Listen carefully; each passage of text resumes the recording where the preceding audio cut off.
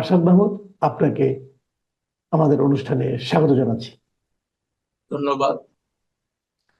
আরশাদ ভাই, একটা জিনিস আপনি খেয়াল করেছেন, দুদিন আগে একজন সাবেক সচিব, মানে যিনি যুগ্ম সচিব হিসেবে রিটায়ারমেন্টে গিয়েছিলেন, পরে বঞ্চিত হিসেবে ভূতাপেক্ষা প্রমোশনও পেয়েছেন, এবং উনি অফিসার্স ক্লাবের সাধারণ সম্পাদক বর্তমানে, এবং উনি একসময় খালেদা জিয়ারও সচিব ছিলেন, খালেদা জিয়ার পিএস ছিলেন। বেশ গুরুত্বপূর্ণ ব্যক্তি, এবং এই যে বঞ্চিত যারা আছে তাদের আবার সমিতি আছে একটা, সেই সমিতির উনি সভাপতি। এমন একজন ব্যক্তি প্রশাসনিক ক্যাডারের সমস্ত অফিসারদের সামনে হঠাৎ করে বললেন যে ওনার কাছে 8 জন উপদেষ্টার দুর্নীতির তথ্য প্রমাণ আছে।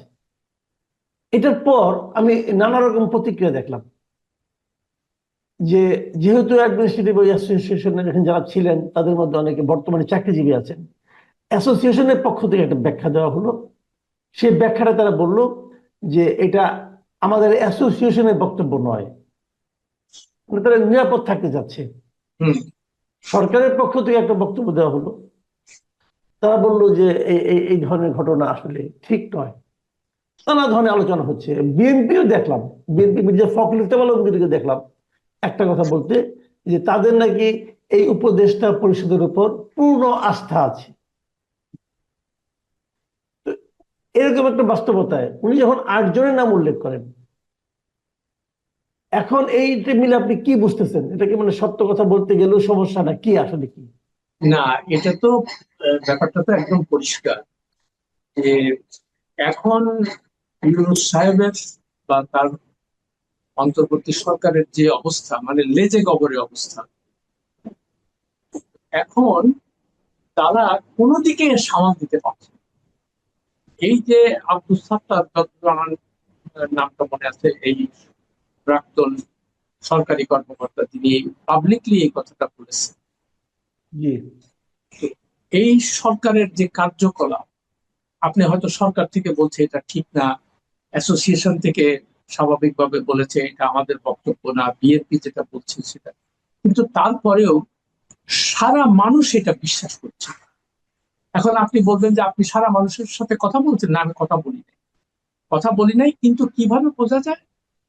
যে আপনি যদি 10 জনের সঙ্গে কথা বলেন, 10 জনের মধ্যে 9 জনই যদি বলে যে এই সরকারের কার্যকলাপ প্রশ্নবিদ্ধ এবং নানান সন্দেহ হয়, তারাও দুর্নীতির মধ্যে নেমেছে, তো সেইভাবেই আমি মানে অ্যাসিউম করতে পারি যে মানুষ এটা বিশ্বাস করছে। এখন আপনি যত রিবাটাল দেন, যত রিজাল্ট আর চিৎকার করে বলেন যে এগুলো সত্য না, কিন্তু মানুষ তো বিশ্বাস করছে এটা ঠিক। তাহলে উনি যে এত বড় একটা চ্যালেঞ্জ দিলেন একটা পাবলিক ফোরামে, অফিসার্স ক্লাবের মতো মানে সংগঠনের ইয়ে, তো আপনি এখন এটাকে মুখে আপনি যত চিৎকারই করেন, কিন্তু আপনার তো পারপাস সার্ভ হচ্ছে না, মানুষ তো বিশ্বাস করতেছে এটাই সত্যি।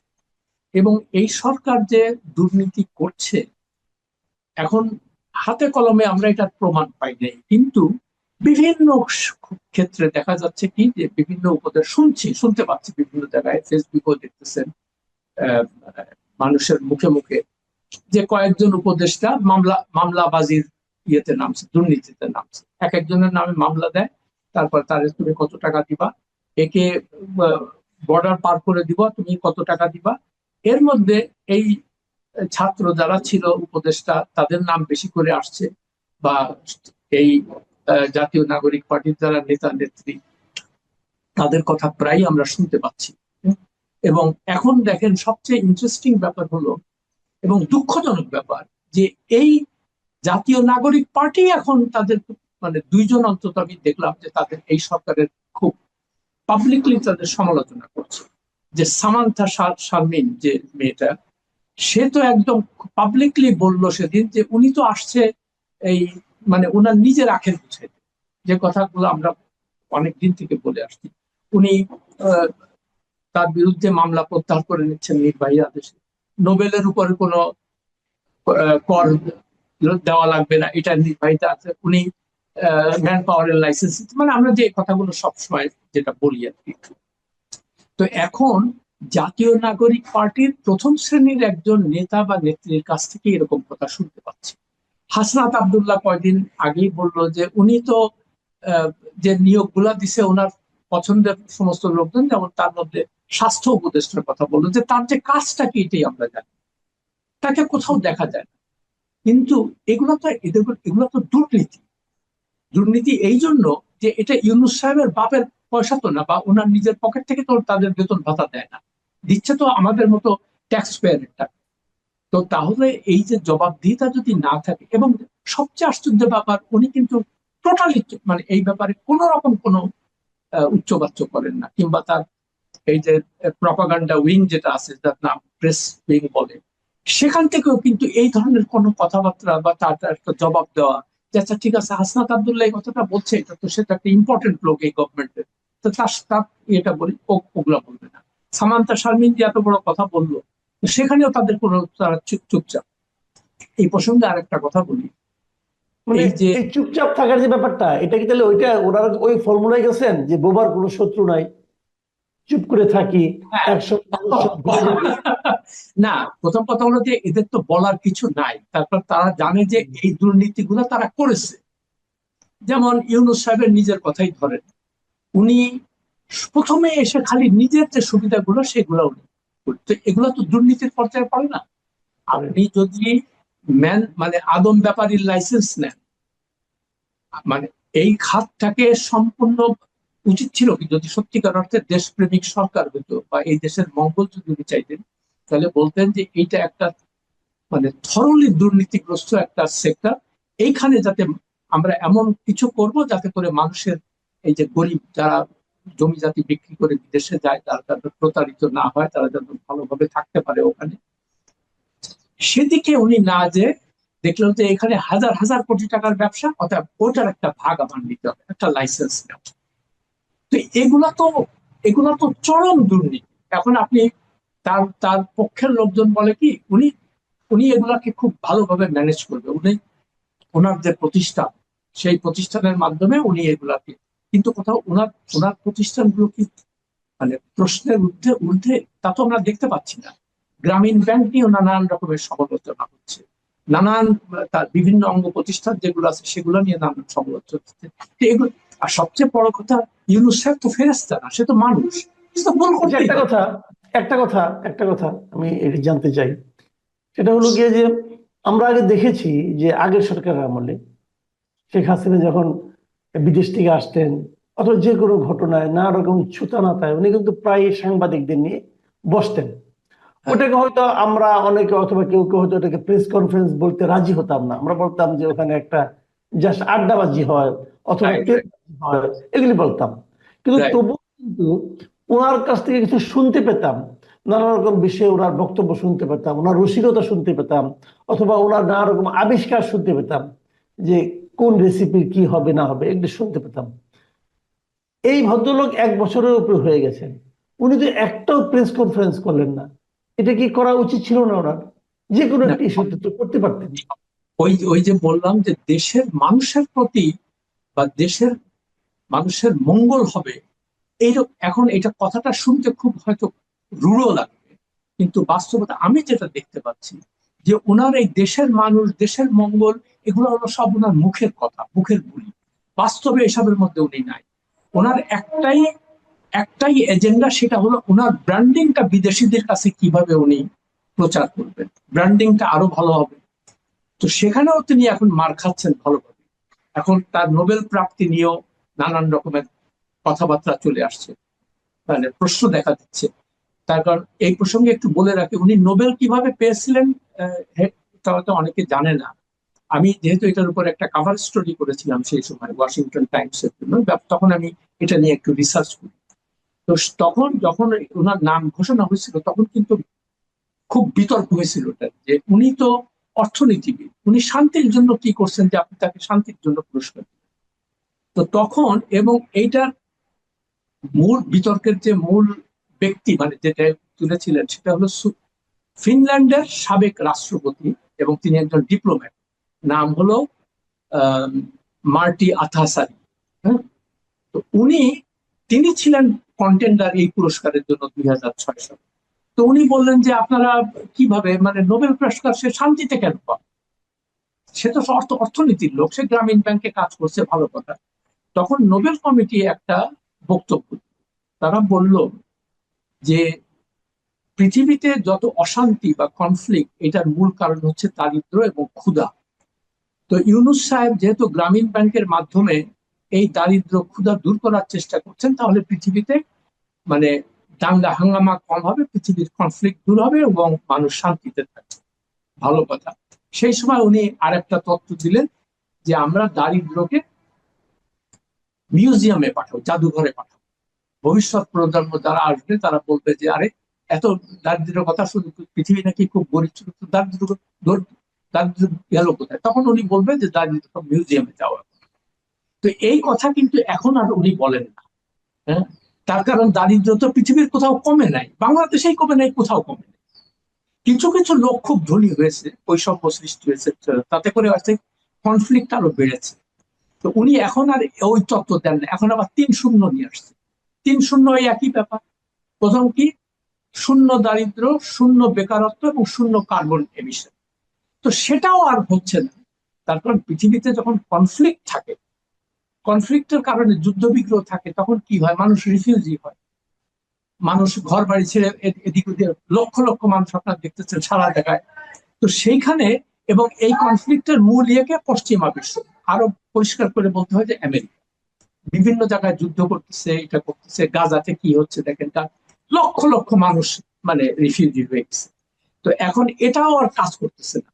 তো এখন ওনাকে নতুন কিছু একটা বাইর করতে হবে, যাতে, আর চটকদার কথা এগুলো। তো কার্বন এমিশন, ভাই আমরা কি কার্বন, আমাদের কি আছে কার্বন এমিশন? আমাদের কোনো তেমন কন্ট্রিবিউশন আছে? শিল্প উন্নত দেশগুলো তারাই সবচেয়ে কার্বন এমিশন বেশি করে। তো কই আপনি তাদের তাদের বিরুদ্ধে তো একটা কথা বলেন না যে ভাই তোমরা এগুলা কেন করতেছো? আর বললো কি, তারা করতে, তার কথা কি শুনবে কেউ? তো এই যে জিনিসগুলা, মানে মানুষজন কিন্তু দিনে দিনে এখন বুঝে যাচ্ছে যে এই লোকটা আসলে একটা ফেক লোক। হ্যাঁ, এবং যদিও খুব কঠোর ভাবে আমি কথাটা বললাম, কিন্তু আমি নিজে খুব হতাশ। আমি নিশ্চিত আপনিও খুব, আমাদের তো খুব আশা ছিল এই লোকটাকে নিয়ে। কিন্তু দেখেন, সে প্রেস কনফারেন্সের ধারের কাছে যায় না, সে কারোর সাথে দেখা করে না, কিন্তু কি করে? বিদেশে কেউ আসলে তার সাথে একদম ছাপ দিয়ে বলে, তাদের কথা বলে।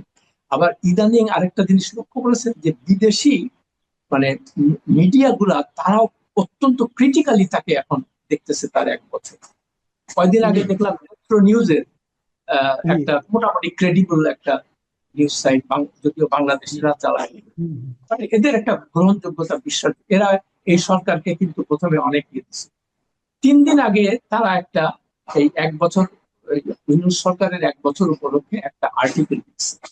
এইরকম মানে নির্মোহ, বাট অত্যন্ত ক্রিটিক্যাল আর্টিকেল, মানে প্রতিটা কথায় সত্য কথা, যে ইনি হচ্ছেন সত্যিকার অর্থে এলিটদের, এলিটদের কিভাবে খুশি করব, এলিটদের কিভাবে তাদেরকে তোয়াজ করব, এই জন্য উনি বিদেশ থেকে বর্গি ভাড়া করে নিয়ে আসছেন, ওই স্যুটটাই পরা আলাদা লোকজনকে নিয়ে এসে এক এক জায়গায় বসিয়ে দিয়েছেন, এবং তাদের বেতন ভাতা, তারপরে 5 স্টার হোটেলে থাকা, আর খালি বিদেশে।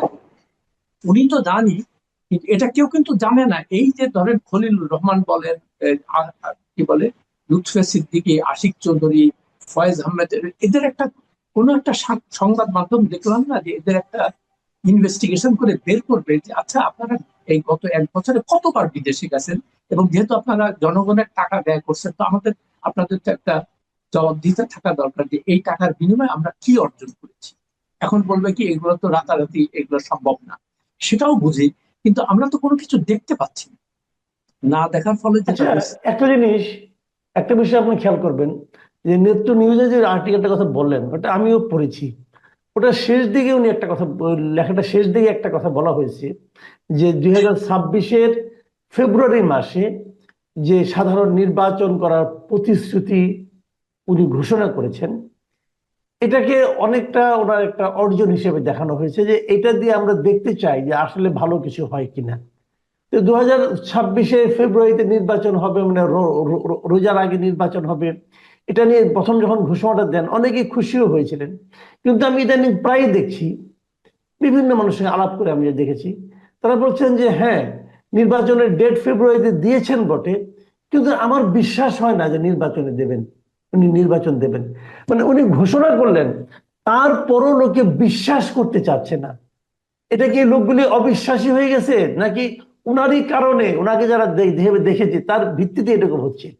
না, এটা তো এই এই কথাটা আমি আপনার অনুষ্ঠানে 2-3 বার আমি বলেছি যে নির্বাচন যে হবে এটাতেও আমি বিশ্বাস, ওনার কথা আমার কোনো বিশ্বাস নেই।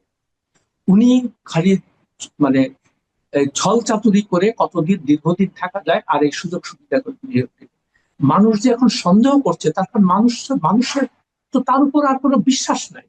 মানুষ দেখতে পাচ্ছে যে উনি খালি নিজের স্বার্থটা ছাড়া আর কোনো কিছু, মানে দেশের যে সার্বিক মঙ্গল, এটা কোনো কিছু তারা দেখতে পাচ্ছে না, এই জন্য তার কথার উপর বিশ্বাস করছেন।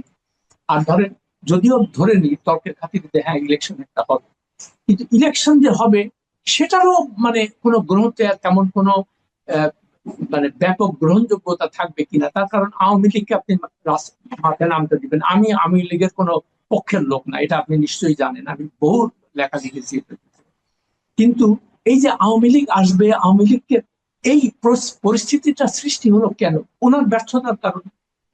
আওয়ামী লীগের তো নামই নেওয়ার কথা না মানুষের, কিন্তু এই 1 বছরে মানুষ বিভিন্ন কার্যকলাপ দেখে চিন্তা করছে যে আরে, এখন এই যে আওয়ামী লীগ ভালো ছিল বা আগের সরকার ভালো, এই কথাটা আসলো কেন? এটা তো আসারই কথা না, ওদের তো অস্তিত্বই থাকার কথা না। কিন্তু আসলো কেন? আসলো এদের এই ছল চাতুরি এবং ব্যর্থতার কারণে। কিন্তু আবার কিছু কিছু লোক, এটা এটা আমি এটা একটুখানি আমাকে সময় দেন, কিছুটা প্লিজ। বলি। যে অনেকে বলে যে উনি একটা দুইটা সাংঘাতিক দেশকে স্টেবল করছেন। হ্যাঁ, যে উনি কি দেশের অর্থনীতিকে একদম খাদে চলে গেছিল, সেখান থেকে উনি ফিরে আসছেন। তারপরে অর্থ পাচার বন্ধ করছেন। আচ্ছা আমাকে বলেন তো, সত্যি কথা বলুন, যে অবস্থায় শেখ হাসিনা মানে পালিয়ে গেলেন, ওই অবস্থার পরে যে কেউ আসলে, মানে যে কেউ, ধরেন আমার মতো লোক যার কোনো নোবেল পাই নাই, লেখাপড়া নাই, পিএইচডি নাই, তো আমি এসে কি করতাম? আমি দেখতাম যে ওই যে ঝুড়ি, আগে ঝুড়ির মধ্যে শেখ হাসিনা সব ফেলতো, সব নিচে তলা ছিল না, সেই তলা দিয়ে সব পড়ে যেত, এদিক ওদিক চলে যেত।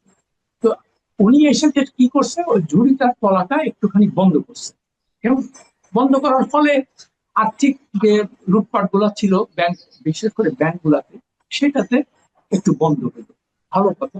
তো আমি আসলে তো আমি ওই একই কাজ করতাম। তো এখানে নোবেল পাওয়ার দরকার কি আর পিএইচডি পাওয়ার দরকার? এটা তো যে কেউ, মানে দেশ নিয়ে যারা একটু চিন্তা। আর একটা কি, অর্থ পাচার। এই আরেক ধান্দা শুরু হয়েছে। অর্থ পাচারের নাম, মানে টাকা ফেরত আনার নাম করে এখন বাংলাদেশ ব্যাংকের গভর্নর প্রায় বিদেশে যাচ্ছে, অথচ উনি নিজে বলছে, সালেউদ্দিন আহমেদ যিনি অর্থ উপদেষ্টা, তিনিও বলছেন যে একটা জটিল প্রক্রিয়া, আগামী 5 বছরের আগে কোনো অর্থ ফেরত পাওয়ার সম্ভাবনা নাই। এবং সারা দুনিয়াতেও আপনি দেখেন এই অর্থগুলো যায় কোথায়? সব ওই তথাকথিত পশ্চিমা দেশে, যেখানে আমরা তথাকথিত আইনের শাসন, গণতন্ত্র এগুলো আছে। কিন্তু ওদের ওইখানে যে নিয়ে যায়, ওরা কি কখনো বলে যে ভাই তুমি চুরি করে টাকা আনছো, এই টাকা আমরা এখানে রাখতে দিব না, তুমি ফেরত দাও? তারা বলে যে ভাই টাকা খালি নিয়ে আসো, নিয়ে আসো, আমরা কোনো প্রশ্ন করবো না। তাই এদের চরিত্র হলো প্রস্টিটিউটদের চরিত্র। প্রস্টিটিউটরা কি করে? যে কোনো লোকের সাথে শুয়ে পড়ে যদি টাকা দিবে। তো ওরা ওই পশ্চিমা বিশ্বেও তাই, টাকা দিতে পারলেই হইল কোনো। তো আপনি যে বারবার করে বলতেছেন যে আমি অর্থ ফেরত আনার জন্য এইসব, আপনার নিশ্চয়ই মনে হচ্ছে লন্ডনে যখন গেলেন উনি লাস্ট টাইম, উনি বললেন যেহেতু ওখানকার প্রধানমন্ত্রীর সাথে কোনো বৈঠক করতে, কিছু তো একটা দেখাইতে হবে। কি দেখাবে? যে আমরা অর্থ পাচার ব্যাপারটা আলাপ করার জন্য সাথে নিলেন কারে? বাংলাদেশ ব্যাংকের গভর্নর আর দুদকের চেয়ারম্যান, তাকে সঙ্গে করে নিয়ে। কিন্তু দেখেন, আমরা যে দেখলাম উনি 5 না 6 দিন ওখানে ছিলেন, একটা কোথাও দেখলাম না যে দুদকের চেয়ারম্যান বা বাংলাদেশ ব্যাংকের গভর্নর তাদের কাউন্টার পার্টের সঙ্গে এই ব্যাপারে কোনো আলোচনা করেছে। কোনো মিটিং এর কোনো খবর আমরা জানি না। কিন্তু এই যে তাদেরকে আপনি টাকা পয়সা মানে 53 না 54 জন আপনি নিয়ে গেলেন সঙ্গে করে, এই সমস্ত ভাওতাবাজি দিয়া, তো এটা আর কতদিন চলবে? এখন মানুষ এটা বুঝে ফেলছে, মানুষ বুঝে ফেলছে। এই জন্য ওনার ওনার তো প্রেস কনফারেন্স আসলে, উনি জানেন প্রেস কনফারেন্সে আসলে এই প্রশ্নগুলো হবে, এই প্রশ্নগুলোর তো উত্তর নাই। হ্যাঁ, উনি জি। যতই মিথ্যে কথা বলুক আর যাই হোক, এগুলো তো হবে না। তো স্বাভাবিকভাবে মানুষ তাকে আর বিশ্বাস করে। এটাই হচ্ছে বাস্তবতা। জি, অনেক ধন্যবাদ জনাব আরশাদ মাহমুদ। আপনার কথাগুলো, অনেকগুলি বিষয়ে আপনি বেশ ইঙ্গিতপূর্ণ কথা বলেছেন। প্রিয় দর্শক, আপনারা শুনলেন জনাব আরশাদ মাহমুদের ব্যাখ্যা। উনি দুর্নীতি নিয়ে কথা বলেছেন। দুর্নীতি ব্যাপারে এখন সরকার বলছে মানে অনেকে হাতে কলমে তারা কোনো প্রমাণ পায়নি, অতএব বলা যাবে কিনা। আচ্ছা, একটা কথা আপনারাও বলুন, হাসিনা আমলে অনেক দুর্নীতি হয়েছে বলে আমরা বলতাম, হাতে কলমে প্রমাণ পাওয়া গিয়েছিল? তখন পাওয়া গিয়েছিল যখন ওরা ক্ষমতায় ছিলেন। পরে কিন্তু সেই স্পেকুলেশনগুলি সত্য বলে ধীরে ধীরে যখন তারা ক্ষমতা থেকে চলে গেলেন তখন পাওয়া যাচ্ছে। এরাও ক্ষমতা থেকে চলে গেলে হয়তো সেগুলো পাওয়া যাবে, কারণ পাবলিক পারসেপশনটা না মারাত্মক। এই সেই জিনিসগুলো কিন্তু আমাদেরকে গুরুত্ব দিয়ে ভাবতে হবে।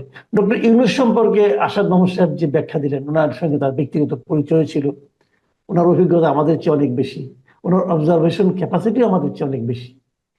সেগুলো আমরা এখন কিন্তু মিলিয়ে নিচ্ছি। উনি হয়তো আগে দেখেছেন, আমরা এখন দেশের সমস্ত মানুষ ওনাকে দেখছি যে উনি আসলে করছেনটা কি। এবং যে কথাটা বলে আমি শেষ করব, যে উনি এই যে আপনি যে ইংল্যান্ডে যে ওনার যাওয়ার কথা বললেন, সেখানে উনি কিন্তু এই দেশের মানুষকে একটা বড় ধরনের অপমান করে এসেছেন। আপনি মনে আসছে চেথাম হাউসের সেই ইন্টারভিউতে উনি কিন্তু বলেছিলেন যে বাংলাদেশের মানুষের কাছ থেকে, ভোটারের কাছ থেকে টাকা দিয়ে ভোট কেনা যায়, টাকা দিলেই তারা ভোট দিয়ে দেয়। তো এই ধরনের আমাদের দেশের ভোটারদের সম্পর্কে, সাধারণ মানুষ সম্পর্কে এই ধরনের যে চিন্তা, মূল্যায়ন, উনি আমাদের সামনে নির্বাচন দিচ্ছেন, আমরা জানি না কতটুকু কি হবে। আসাদ মাহমুদ সাহেব আরো একটা কথা বললেন, আওয়ামী লীগের কথা কিন্তু মানুষ এখন উচ্চারণ করছে।